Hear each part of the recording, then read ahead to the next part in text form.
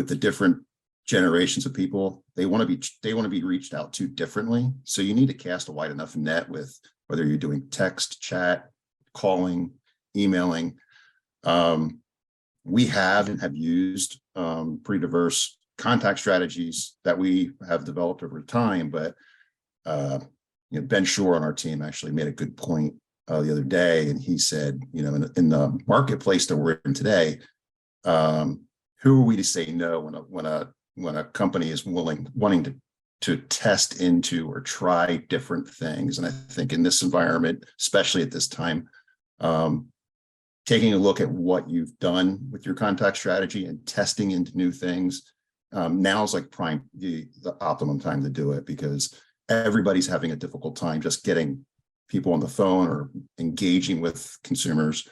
So, now is the perfect time to look at your contact strategy, test into new things, whether it's different call cadences or different email or text, different platforms altogether. I think it's important to have, technology in place, maybe some customer support reps to assist, or just, having conversations right now with the loan officers and like expectations of, what needs to be done a little differently today than even as just a year ago.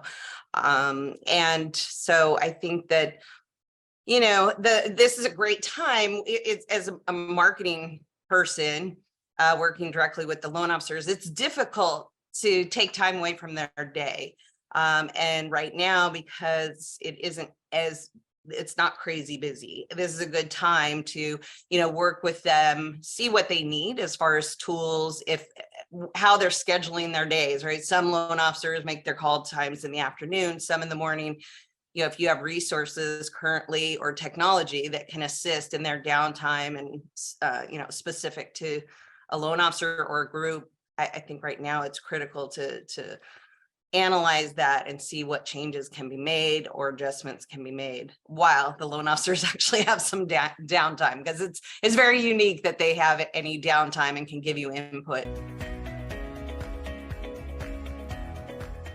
I think the biggest pain point that a lot of lenders have is the timing of when a lead comes in. So during business hours, it's fairly easy. The loan officer is typically going to be available to make a quick phone call. Where the challenge arises is on weekends or after hours, lead intake. How do you engage with that borrower where it's not where you're not waiting 48 hours or 24 hours before you actually make first contact? Because if you're not, your competition is, especially if you're dealing with like a shared lead model, you need to make sure that your engagement strategy starts fairly quickly, and you're not at the mercy of the loan officer being available.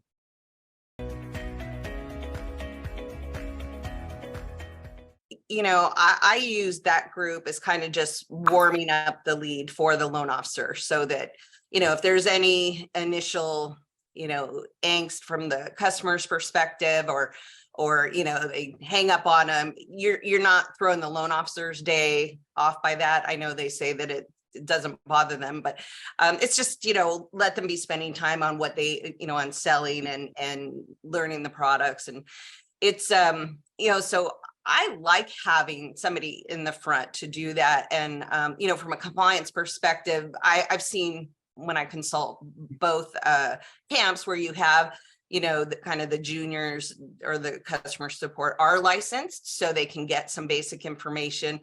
But over the 15 years, I've also found that a lot of loan officers that, you can verify what was on the lead, like the loan amount, name, where they live, kind of just to, get the conversation going, keep them on the phone, and then transferring them to a loan officer or doing scheduling a call back. And that seems to work. And the loan officers don't like them to ask all the questions, because then once they get on the phone, they can't, kind of build that relationship, because they've already done that. So we've tested that, and tried it several different ways, and that seems to work out. As an organization, what we look at, and as far as tools and technology goes, What are those folks using? What do they need to do their job better? What tools do they need to do that? How are they doing their outreach? Because it's not a tops down thing like, hey, everybody plug into the system and you're going to do this thing. Look at what those folks that are being really effective, what are they using from a software, just tools perspective? How are they doing their job? How are they effective? Why are they effective?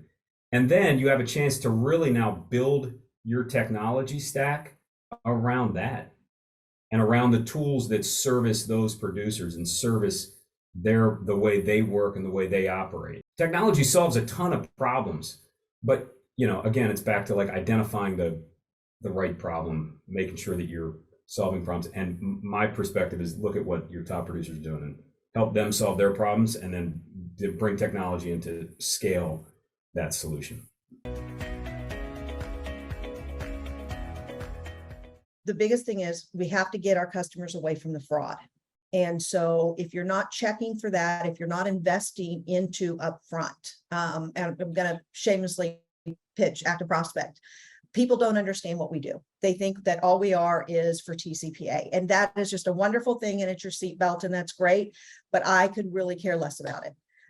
You need it. You're crazy if you don't. What they don't understand is we have fingerprinting. So if that email and phone number don't match what that consumer put on, you can reject it in real time, right? We have page scanning, which is great. People think it's to check for your TCPA language, which it does. But we can put words on there like free, iPad, solar. So if your lead provider is having problem with traffic, guess what? We'll scan. If they're trying to fluff it a little bit, right? Because they've got an obligation, we can stop that. We can kick it out. You're rejecting in real time. We can reject duplicates. There's less leads, right? So if you just bought it from Tree and then it comes in from Rate Marketplace, you can reject it. So we've got those filters.